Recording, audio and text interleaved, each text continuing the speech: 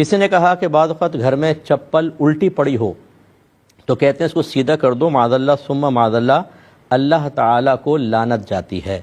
یہ بولنا یا ایسا سوچنا کیسا ہے، اور لعنت کا مطلب کیا ہوتا ہے؟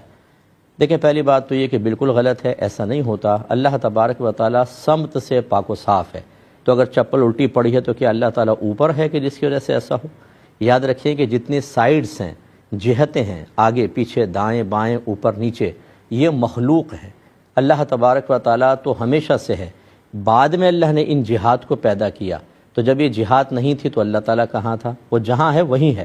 اس کا مطلب یہ ہے، یعنی اس کے لیے کوئی جگہ مخصوص نہیں ہے، یہ جگہیں بعد میں پیدا ہوئیں، جہات سائڈز بعد میں پیدا ہوئی ہیں، ڈائریکشنز بعد میں پیدا ہوئی ہیں۔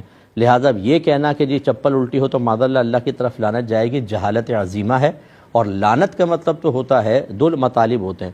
اگر ہم اس کے فیل کریں، کہیں کہ اللہ نے لعنت فرمائی، نبی نے لعنت فرمائی، تو اللہ کا لعنت فرمانے کا مطلب کسی کو اپنی رحمت سے دور کر دینا ہے۔ اور اگر کہتے ہیں کہ جو نبی نے یا قرآن نے لعنت فرمائی، اس کا مطلب ہے کہ اللہ تعالیٰ سے کسی کو رحمت سے دور کرنے کی دعا کرنا، کہ اللہ اس کو دور کر دے، یہ ہوتا ہے لعنت کا مفہوم۔